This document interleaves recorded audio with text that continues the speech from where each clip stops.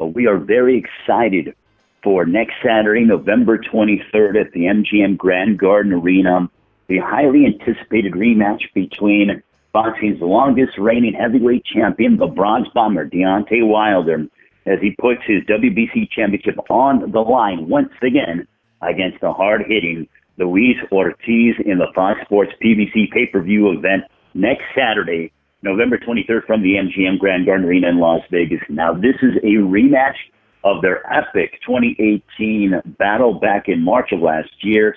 It saw Ortiz nearly stopping a Wilder, but then Deontay showed his championship medal and went ahead and stopped Luis Ortiz in the 10th round. That 7th round, that 10th round, just absolutely memorable. Now, the pay-per-view gets rolling at 9 o'clock Eastern, 6 Pacific time. It features a heck of a pay-per-view lineup, including Leo Santa Cruz, who will seek a championship in a 4th division when he battles Miguel Flores for the WBA Super Featherweight Championship. That'll be the co-main event. Now, pay-per-view action also features undefeated rising star Brandon the Heartbreaker Figueroa, as he'll make the first defense of his WBA Super Bantamweight Championship against former champion Julio Ceja. Tickets for the event, they are going quickly, and it's promoted by Bomb Squad Promotions, TGB Promotions, Mayweather Promotions. They're on sale now. As I mentioned, they are really going at a very fast pace, and you can get them at www.mgmgrand.com or www.axs.com. Now let's talk about the challenger. His record, 31 wins, 26 of those by knockout against 1 defeat. Originally from Camagüey, Cuba, now living in Miami. He's actually been training in Las Vegas, where the fight will be held next week.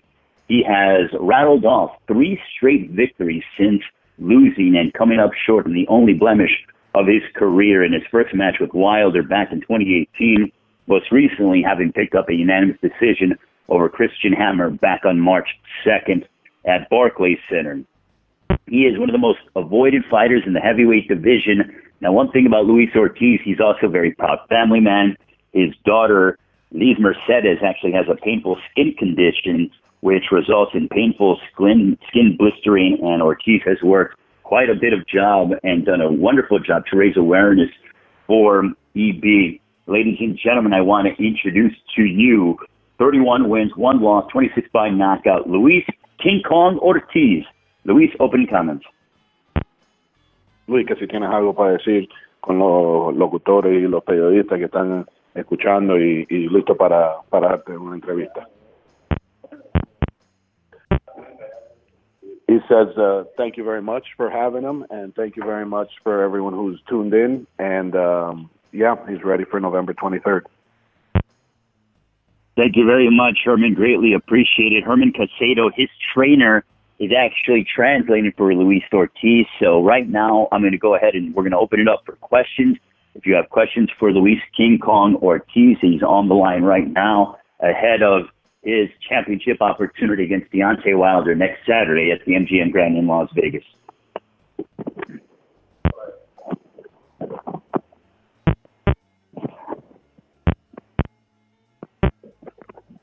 Ladies and gentlemen, if you'd like to ask a question, please press star 1 on your telephone keypad.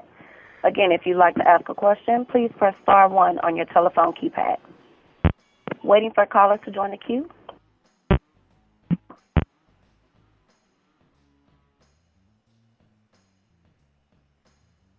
Our first question comes from Dan Raphael.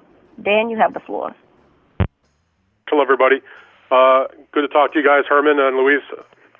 Herman, I'd like to ask you a question, and then I'll ask Luis also.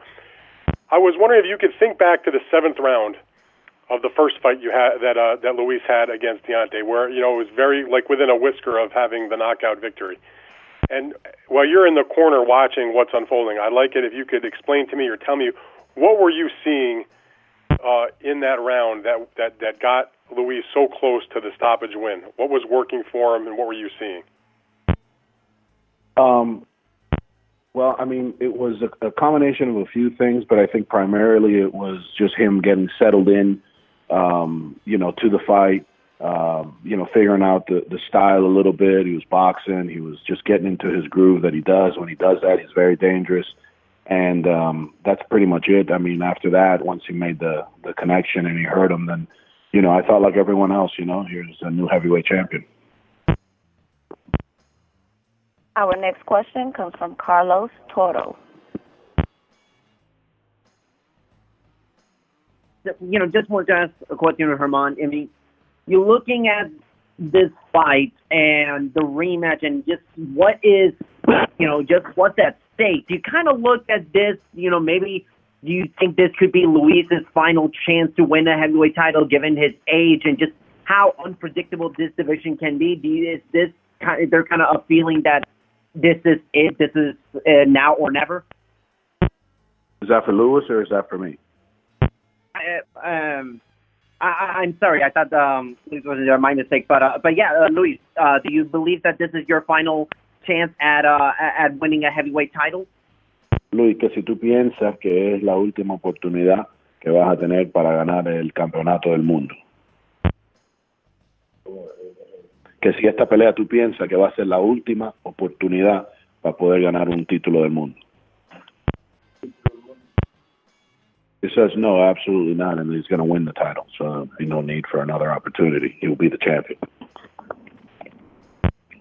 Do you kind of look back to a tape of that first fight against Deontay, whether it be sort of trying to figure out what went wrong, or just simply use that as motivation, knowing how close you were to winning that title? Do you still look at tape of that first fight?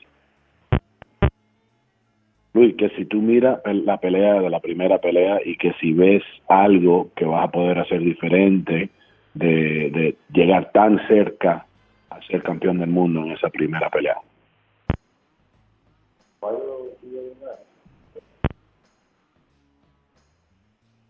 No. Other than just being in better shape, no, he doesn't necessarily see anything that could have been done differently on his part, but maybe he thinks that some of the things that Wilder and the antics that Wilder does can be, done differently this time around, which is the illegal, blows that he throws with the inside of his fist, punching down from the, top of the head down, and all kinds of craziness that he does, which makes it very difficult to get settled into any fight, and quite frankly, should be illegal and borderline criminal. Lastly, I mean, does this training camp, does it feel easier to prepare for Wilder knowing that you've already seen what his power can do to you and what his, the antics that you mentioned are? Does it feel easier to prepare for it this time around? Si te parece un poquito más fácil prepararte para él esta vez sabiendo que ya lo confrontaste una vez, su estilo, su locura, etcétera.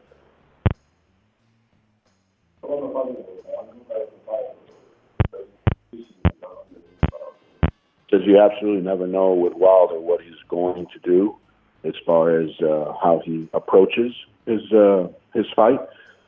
But one thing for sure is that he's both mentally and physically, at the utmost and prepared, so he can bring whatever he's going to bring, no problem. Thank you, Luis, and best of luck on November 23rd. Muchas gracias, suerte. Thank you.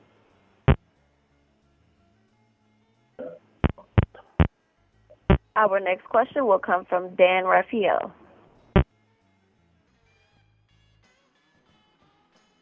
Your comment on that seventh round situation. I was wondering, though, if you could tell me what you felt like as you watched what was going on when he came so close to the knockout. What did you feel was working best for him, for Luis, at that moment?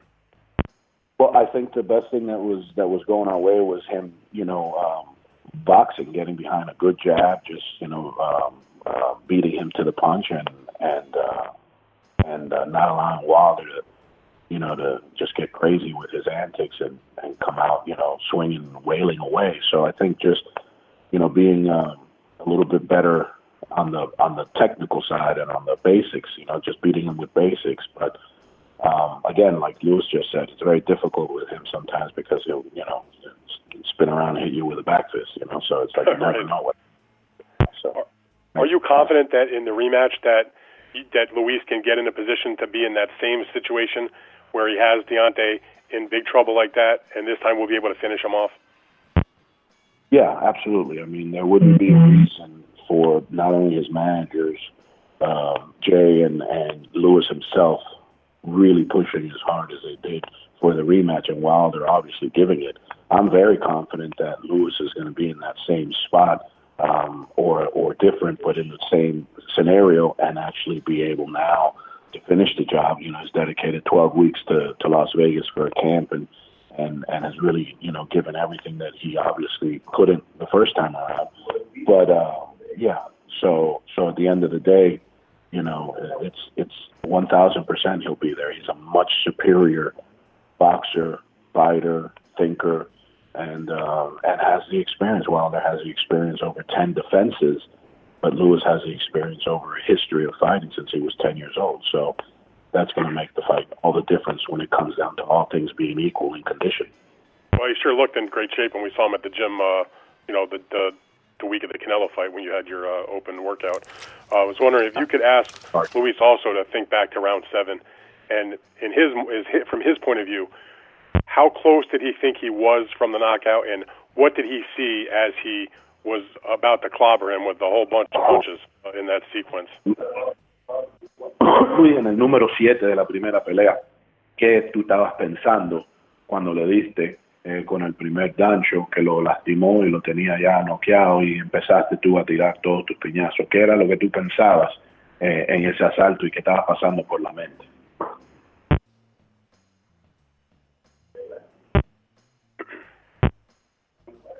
But just, you know, as soon as he made the connection and he heard him and he saw him where he was, he knew he was going to finish him and that the fight was over, basically. You know, he just hasn't. That he hasn't had it been in a situation like that where he hadn't gotten the knockout in a scenario like that, and it was coming. So it was just a matter of putting some punches together and winning his fight. Which punch, Herman, did he think? You could ask Luis. Which was the one shot that he felt like did the most damage and had him that close to the knockout? Que si te recuerdas, ¿cuál fue entre todos los golpes que le diste? ¿Cuál fue el golpe? Si fue el swing, si fue la recta, si fue el upper, que le hizo el daño y que lo tenía así todo bailarín.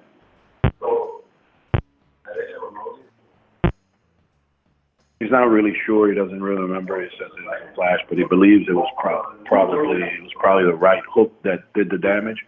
But after that, he can't really remember like what was doing more damage or not. You know. Did he think the referee may have stepped in because Deontay was awfully wobbly and big trouble? I mean, basically about as difficult a condition as a boxer can be in my estimation, without actually being on the floor. Did he feel like the ref could have or should have stopped the fight at that moment? Si tú piensas que el referee debería parar la pelea en el 7, man.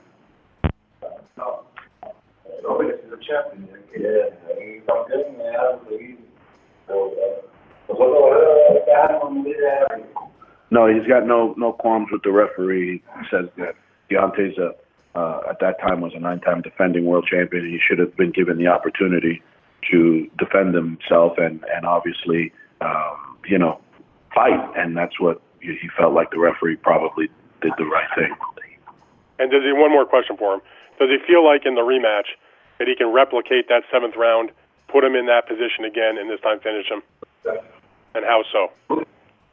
Que si tú piensas que en esta pelea vas a poder tenerlo en esa misma situación, replicarla, tenerlo todo noqueado y ya terminar la pelea esta vez. He says, of course. Okay, man, a few words. Herman and Luis, Thank you very much for your time. I appreciate it. Thank you, Dan.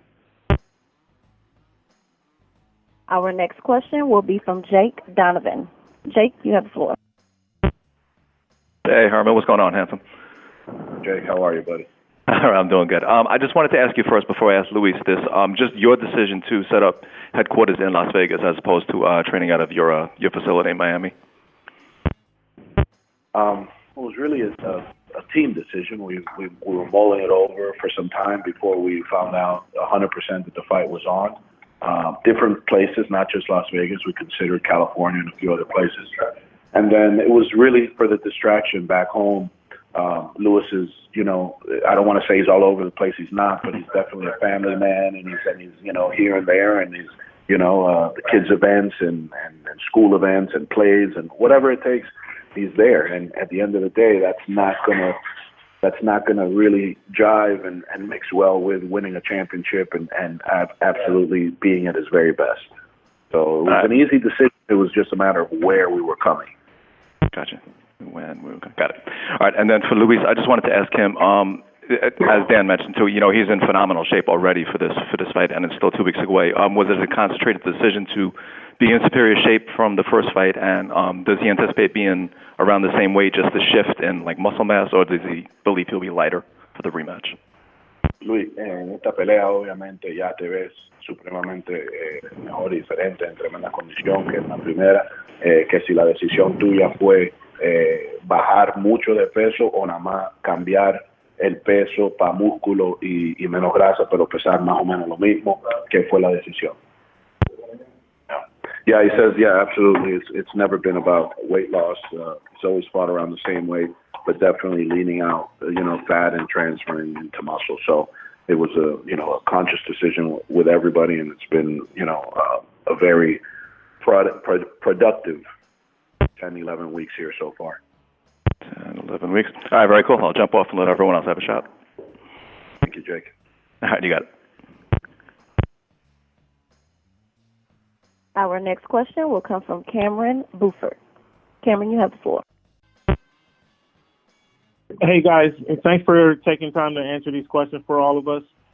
Mr. Ortiz, I'd like to know how does Larry Wade help you guys in this particular fight here? Luis, que cómo te ha ayudado Larry en esta pelea, Wade, Coach Wade, hasta ahora en día.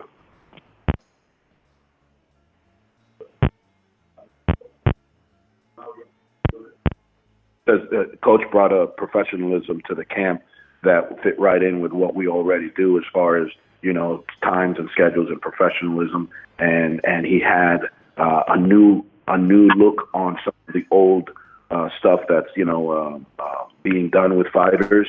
So it was a nice change. And obviously sometimes it can be the same thing, but just approached differently and the body will react better. And that's what it was. And definitely very happy with Coach Wade.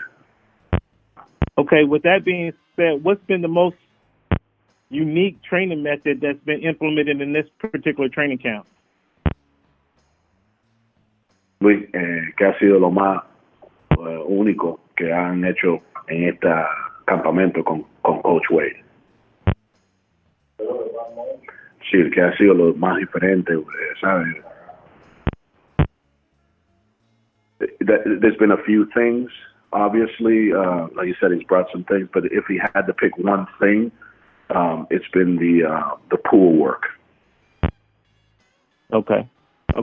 And lastly, I'd like to ask, you just mentioned that him being away from Miami, being away from his family, I'd like to touch on that or expand on that. How will being away from his family impact the training and preparation for this fight? Que si tú crees que estando fuera de Miami y fuera obviamente de tu familia, te ha ayudado y se hacía algo beneficiado, que de beneficio a este campamento. 1,000% in the discipline and sacrifice for the fight. 1,000%. And he misses his family, so it's more fuel on a daily basis. To be, heavyweight champion. Thank you guys for your time and good luck next week. Thank you, Cam. Our next question will be from Cassandra. Cassandra, your mic is open. Hi, Cassandra Cousineau with LVSportsBiz.com. My question is for Luis. Is this fight more of a personal mission for you to beat Deontay, or is it more so simply avenging the loss? Is that more of a greater motivator for you for this fight? Que si esta pelea es personal contra Deontay o si esta pelea es simplemente para ganar tu meta que has tenido en tu mente y es ser campeón, ¿no? He has absolutely nothing personal towards Deontay. Respects him as a man, father, a human being, and that's nothing to do with nothing. It's all about being a world champion, coronating himself that night on the 23rd, achieving his goal, he says, since he was 10 years old. So, no, nothing personal. Thank you. Good luck, you guys. You too, Cassandra. Our next question will be from George Perez. George, you have the floor. Okay, thank you. Saludos, Jorge Pérez desde Puerto Rico. Saludos, Luis y Germán. Sí. Solamente preguntarle a Luis, y realmente yo no lo escucho desde aquí, no sé si es la línea mía, preguntarle a él si la victoria de Andy Ruiz, convirtiéndose en el segundo hispano en ganar un título pesado, pues le sirve de inspiración o de motivación especial para esta pelea. Que sí, la pelea yeah. Herman, real quick, can you translate the question in English, please, for those the writers that are? I can answer in English. That's okay. I was asking if Andy Ruiz recent win, becoming the second Hispanic heavyweight champion in the world, serves as a special inspiration or motivation for him for this fight. Si la ganada de Ruiz te sirve como motivación, siendo él el segundo hispánico para ganar un título mundial del mundo. Sí.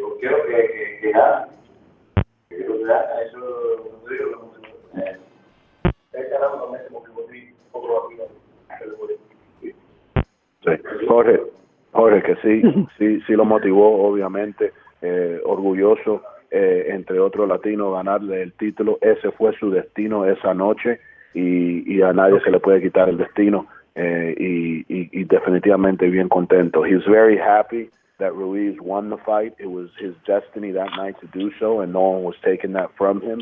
And he's very proud of him and obviously any Latin fighter that has any kind of prosperity in the sport, for sure. Okay. One last question. Does he think Andy will beat Joshua again, and does he foresee maybe a title unification between two Latin heavyweight champions? Le preguntaba, sí, por favor. Le preguntaba que si él cree que Andy Ruiz puede vencer otra vez a Joshua y si le gustaría la posibilidad de una unificación entre dos campeones hispanos de peso completo. Si tú piensas que Joshua gana, o si Ruiz gana, y si gana Ruiz, que si tú esperas poder hacer una unificación entre títulos, ganando usted el 23 entre dos latinos, la posibilidad de eso.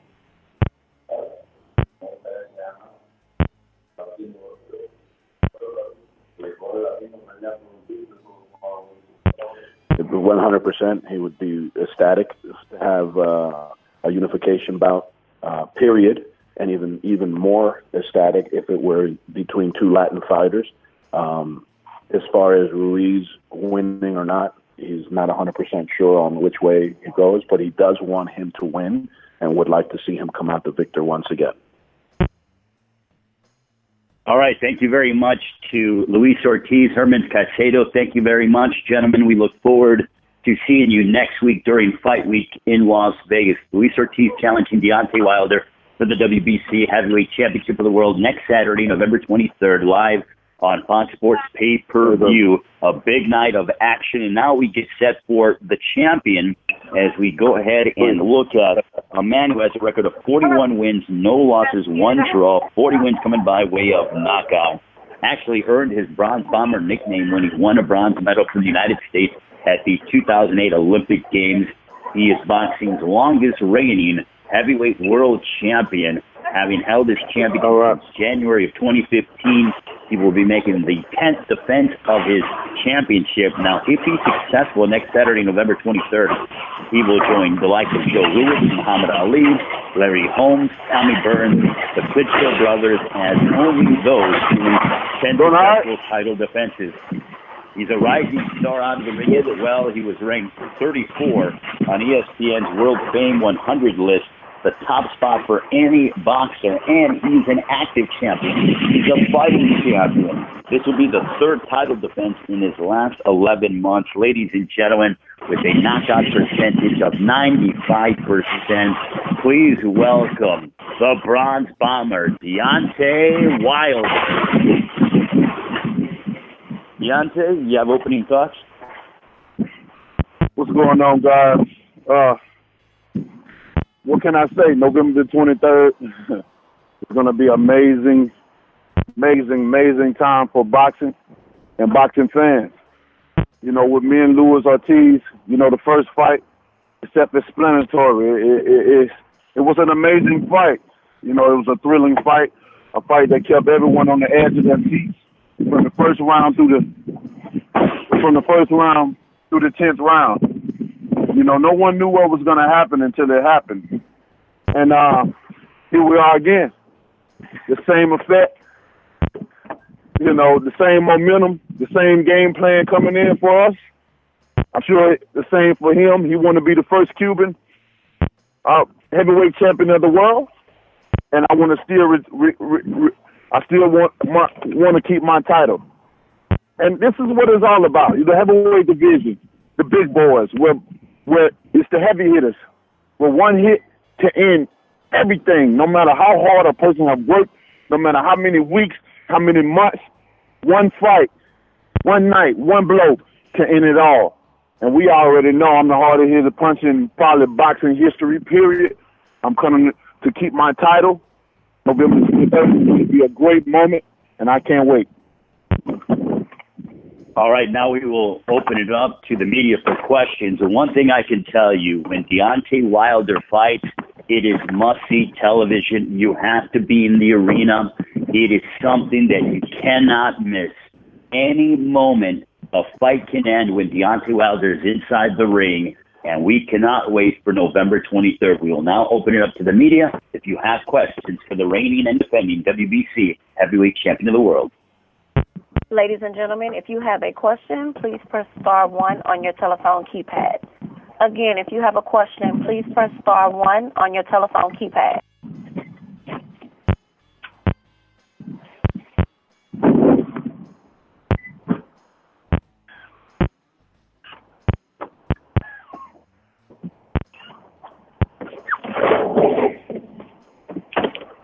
Our first question will come from Steven. Steve, you have the floor. The line, and just a couple quick questions. And just, you know, a lot of people wonder, you don't see in combat sports, MMA or boxing, that the fighter who wins by knockout grants the rematch. What was your mind process of wanting to grant Luis Ortiz a rematch? Well, my ultimate thing of granting Ortiz was the rematch. Well, I won't say the ultimate. It's several reasons. One, you know, he's one of the best in the world. No one is still giving Ortiz the opportunity. Even after me defeating him the first time, you know, most time when you do, especially when you knock him out, other guys are willing to fight him. They see weaknesses. They see kinks in his armor. But in Ortiz's situation, in his case, none of these guys they didn't want to fight him then, and they don't want to fight him now. So I wanted to give him an opportunity again to prove all doubts, even in our first fight, that we had all doubts. And secondly, you know, Ortiz has a family. I grew up a great bond with Ortiz the first time, you know, with his child, and my child is born with a disorder as well. So I know personally how hard it is and how much it takes to take care of a child with a disorder. You know, it takes a lot of money, it takes a lot of care, and I grew a great bond with him. So I've seen a lot of the top guys in the heavyweight, they want to bless him. You know, he need money to support that, and I wanted to bless him again, you know, not only for him being a great warrior, one of the best in the world, but also for his family. I wanted to bless his family and put him on pay-per-view. So if this is the last fight, because this might be his last hurrah, you know, at 40 years old, coming in, we all know when you fight Deontay Wilder, I take something from you. I take years from your life. And now this man going in here again to get some more, He already got some of that sweet potato pie the first time. I guess he's coming back for second. And I'm ready to fill his mouth up with it. So with that being said, you got November the 23rd, baby, in Vegas coming. You know, you've seen what happened in June with Anthony Joshua when he lost to Andy Ruiz. What have you taken from that fight to make sure you don't avoid those same pitfalls next Saturday? Could you repeat that one more time, please? Absolutely. You look at what happened with Anthony Joshua in June against Andy Ruiz. What have you done in your camp to make sure you don't avoid those same pitfalls next Saturday? Well, you know, me and Anthony Joshua, you know, we have a different mindset. You know, my mindset is very strong. It's way stronger than him. You know, I spoke about this before. And Joshua, I don't think, you know, he called it up on himself. He knew he was going to lose one day. He even spoke it. He spoke it into the universe. And even when it was time for it to happen, look, he gave his belts over to Ruiz.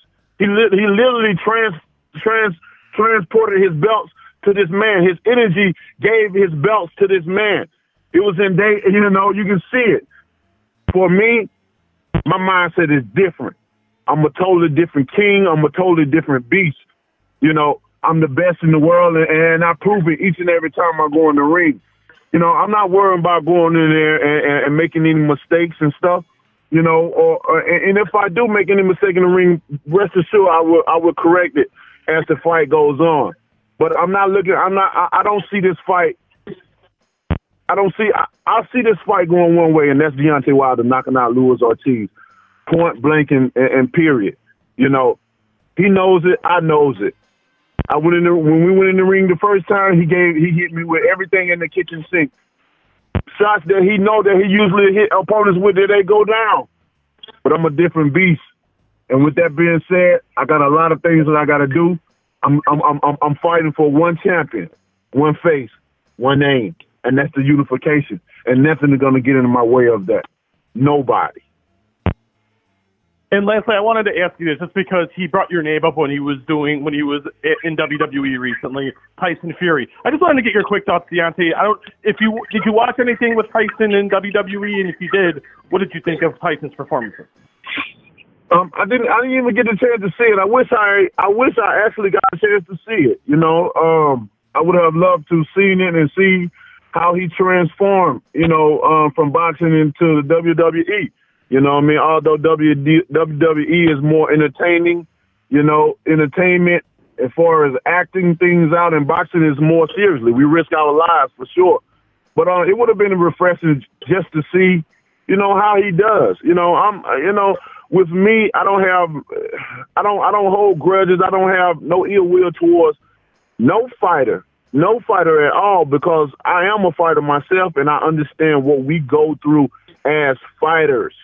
You know, and if any fighters have the opportunity to do other great things outside of the boxing ring, I'm all for it. You know, because most fighters, you know, they've been doing it for so many years, especially the ones you know, they've been doing it since they was kids. They feel like this is all they got. This is all they know how to do. And if this is all you know how to do is fight and let somebody dictate your career, then I feel sorry for you.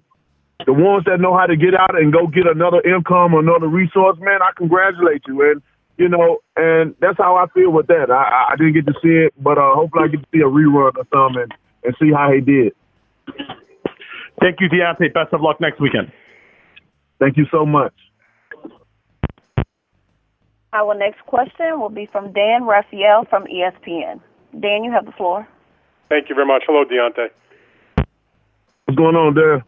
Hey, I'm doing good, thank you. You know, when they introduced you on the call, I think it was Ray Flores that mentioned that this will be your 10th title defense, and I was thinking there are not a lot of heavyweights that make 10 title defenses. He mentioned a few of them, guys like Larry Holmes, Klitschko, you know, not even Mike Tyson got to that point.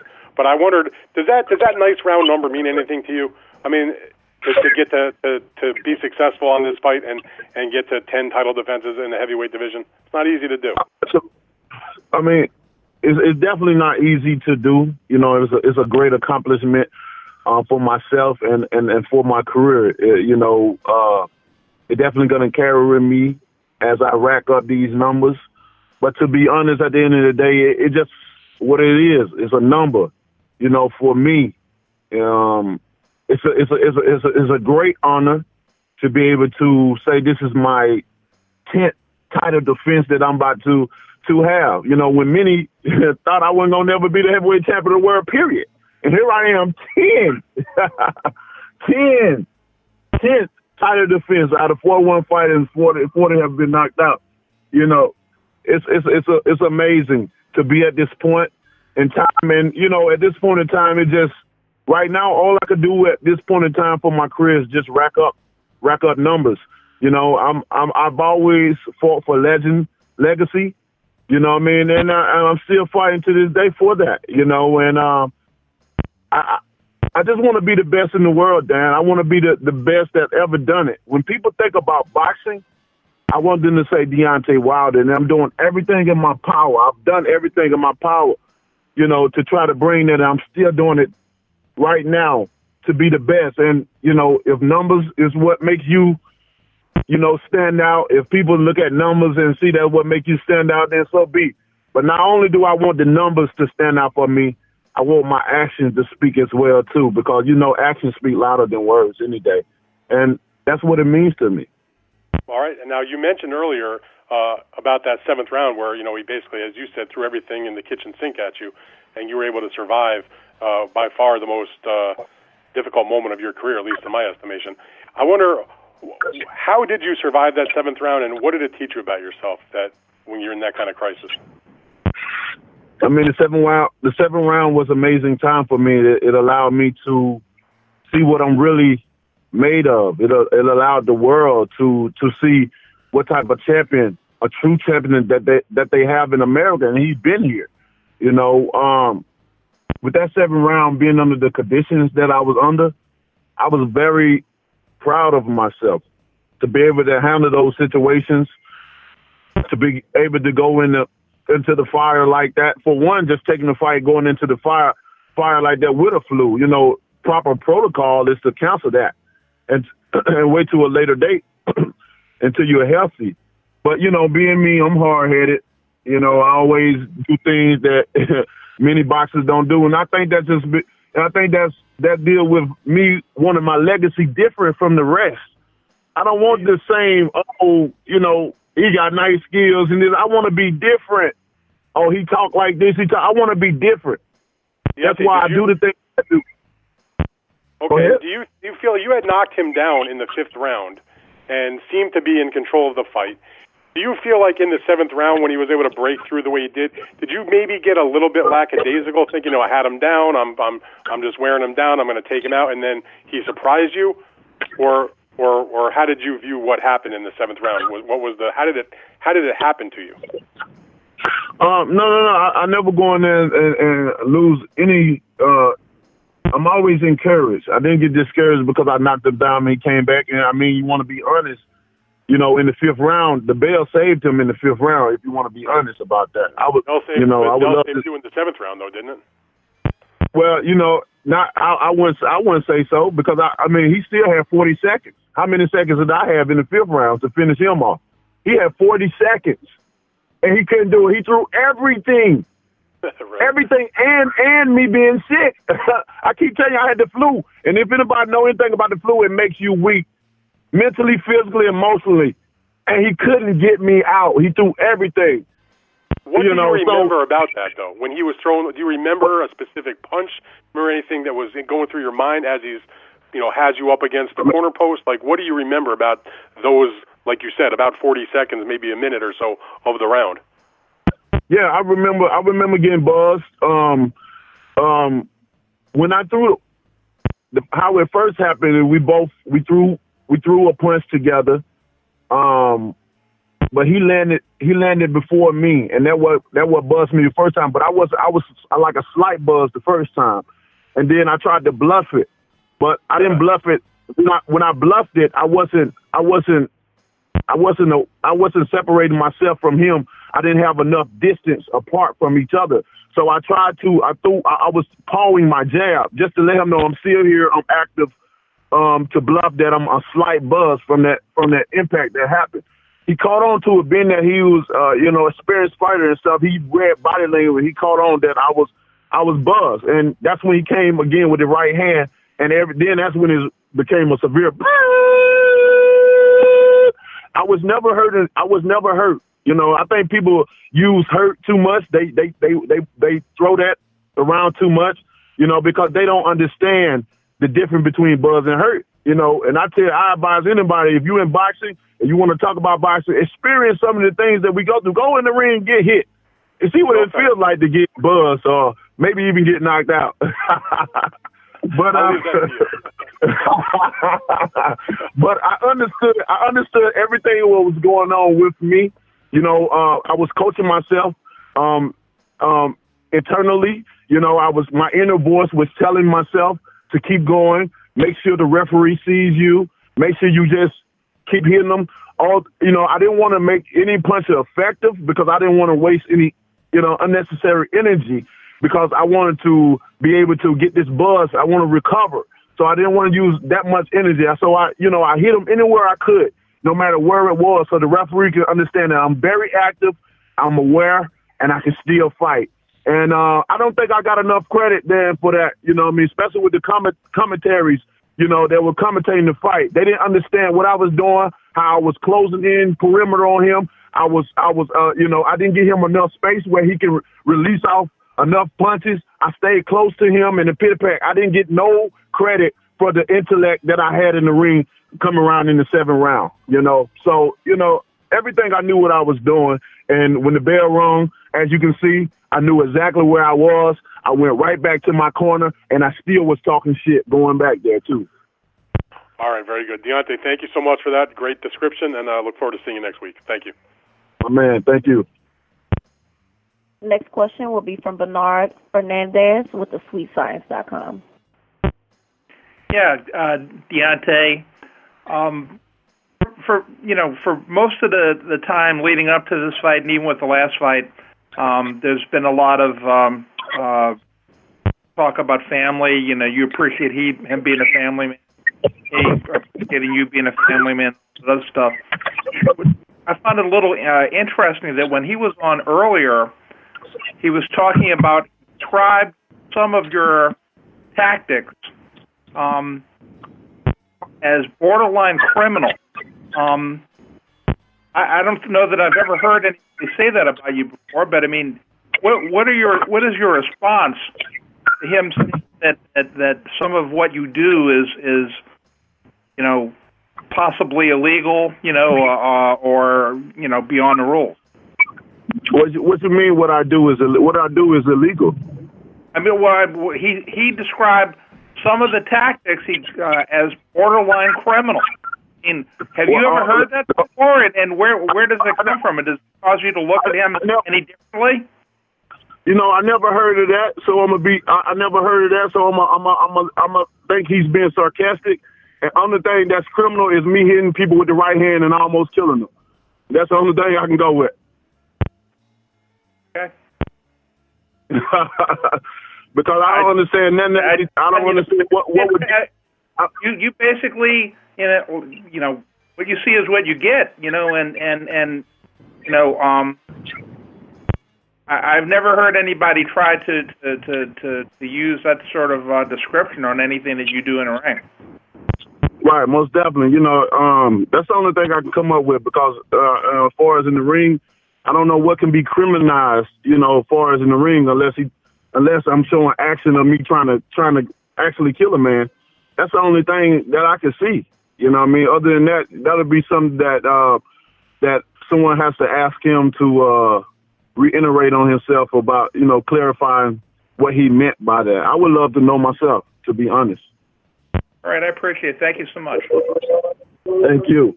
Because I want to add another thing, because if it's something to tear me down or something like that, then, that'll make me even more, I would feel some type of way towards Ortiz even more than I'll feel a negative type of vibe towards him if he would ever try to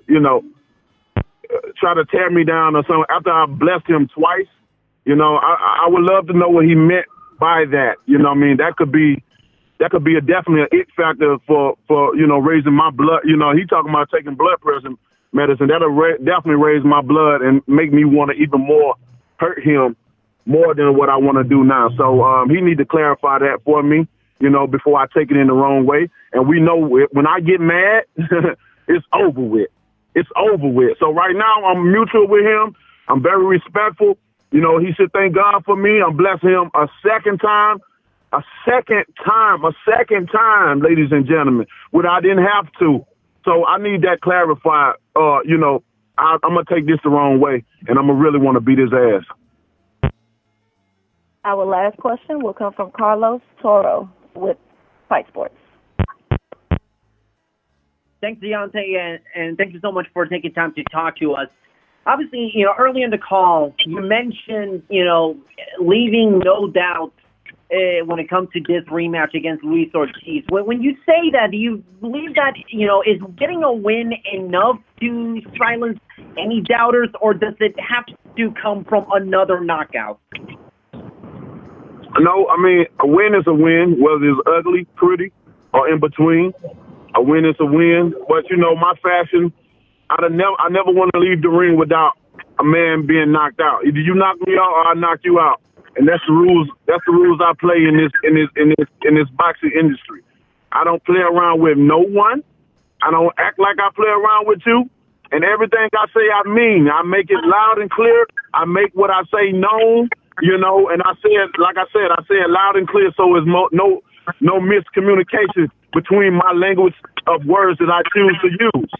I'm a knockout artist. That's what I come to do, to knock you out. That's plain and simple. There's no other barriers or words to explain that. That's just easy. I come to knock you out, point blank, period. I don't care who you is, where you from, or what you got going on at that time in your life. You signed the contract, you stepped in the ring with me, now your ass is grass. After the first fight, obviously a lot of people were very excited when the first fight between the two of you was incredible. At the time when you beat Luis the first time, did you think that there was a time where you two might have to run it all the way back again, or did you not? Or did you think that part of your career was over against Luis Ortiz? Oh, not at all. After that fight, I felt like I wanted to run it back. It was such a great fight, I definitely wanted to run that one back with him. That was a moment in time where I felt like that was a part of me proving myself as a heavyweight champion. A lot of people, take my fights and my opponents, whatever opponent may be satisfying for your taste of acknowledging me as the real king, the real champion of the division.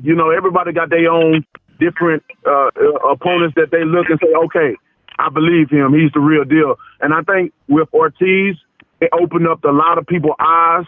I don't think I know. I know for facts it opened up a lot of people's eyes, and it allowed a lot of the haters or the doubters, I would say. It silenced the doubters, and it made them a big fan of mine. And now it's an uproar about Deontay Wilder. Not only because of the Ortiz fight one, but after my actions of what I've done after that, and here we are again running back around with Ortiz too. I always wanted to fight him again because I feel like it would be, good for boxing.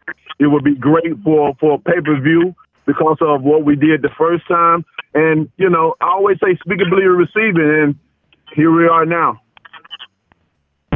Lastly, I'm kind of backing off of the question at the start of your portion of the call. You said, you kind of, give credit to Tyson Fury for taking advantage and going to WWE, doing something outside of boxing. If given the chance, whatever point in time, whether it be during your career or after your boxing career is done, if you're giving an opportunity to go to WWE, kind of do the same thing that Tyson Fury did for the past month, would you take it? I mean, those WWE was a thing that we years ago talked about as far as promotion you know, and different things. And that's the reason why he's doing it, for promotion. He's trying to get his name bigger in America, which, you know, that's a good route to take because, you know, WWE has, you know, millions upon millions of followers, you know, that looks at it. And, you know, so that was a good approach to him trying to build his name, especially after he coming from Vegas, you know, selling 20,000 seat 20,000 seat facility, and he only selling 3,500 the first time and 15 the second time. You know, the only reason he sold 35 the first time because he was coming off a fight with me, and people trying to understand him. The second time they understood that he was full of bullshit, and you know, and his numbers just went down. So now they're trying to put him. They're trying to find some type of way to market him even more for the rematch of the fight, and you know. And we're going to tell the difference. When I fight in Vegas, you're going to see the difference of what I do and what he did, and we'll know for sure who sold the pay-per-view. And I guarantee you right now, it's going to be me. So, but if the opportunity came by at this point in time, you know, who knows? I mean, it all depends on what I got going on at the moment in time, or when the opportunity presents itself, what, you know, what the schedule is looking like. You know, my stardom has grown tremendously. You know, I'm everywhere. I got multiples of countries want to host me to their country. You know, I'm popping right now. I can say I'm popping, and you know, life is great. You know, and I just want to continue to add to that. And but who knows, man? I can't say no and I can't say yes. You know, I'm just gonna keep that bridge open. You never want to burn bridges because you just never know when you may need to cross them again. So that bridge is still open. Thanks, Deontay. Best of luck on November 23rd. My man, thank you so much. All right, Deontay, we know you're very busy and continuing to prepare yourself for your big matchup next Saturday, November 23rd, against Luis Ortiz on Fox Sports pay-per-view. Do you have any final comments, Deontay, before we get to Las Vegas next week ahead of your championship defense?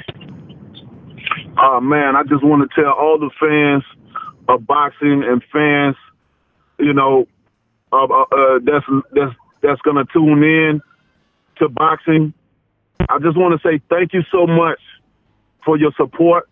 Thank you so much for your time, you know, and your willingness to understand this sport. It's a brutal sport, you know, and I always say it all the time, you know, this is not a gentleman's sport for me. It may be for others, you know, but for me, we're not asking each other to hit each other in the head. You know, we're doing it on will because we're getting paid to do so. We have a job that we have to do.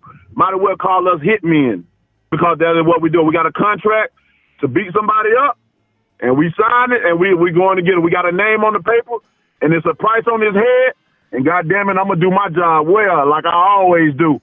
So I appreciate you guys so much. You know, this last fight with Ortiz, it was an amazing fight. It was an exciting fight. You didn't know who was going to win.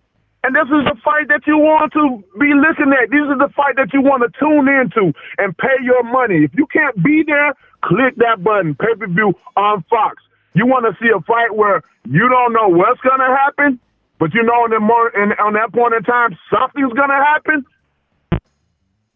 Wilder Ortiz is a fight to see. I can't wait to perform for you guys as I always do. I can't wait to you guys witness that you have a bad man in Deontay Wilder in America, and we ain't going nowhere. Up, on and upward from here and on out. Again, thank you guys for your love. Thank you guys for your time, and thank you for your money. I love you. God bless, and I can't wait. Bomb Squad! Thank you very much to the WBC heavyweight champion of the world, Deontay Wilder. He's undefeated, puts his title on the line next Saturday, November 23rd, from the MGM Grand in Las Vegas. It is Fox Sports pay-per-view, all presented by Premier Boxing Champions. Tickets for the event, they are still available, www.mgmgrand.com or AXS.com. They are going quickly, all promoted by Bomb Squad Promotions, TGB Promotions, and Mayweather Promotions. Thank you all to the media for calling in and listening, and we will see you next week during a historic fight week in Las Vegas at the MGM Grand. Thank you very much, and have a wonderful rest of your Tuesday. Bye-bye. Ladies and gentlemen, thank you for joining. You may now disconnect. Correct.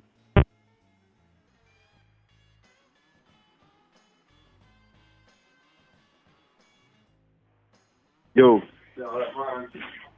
Hello?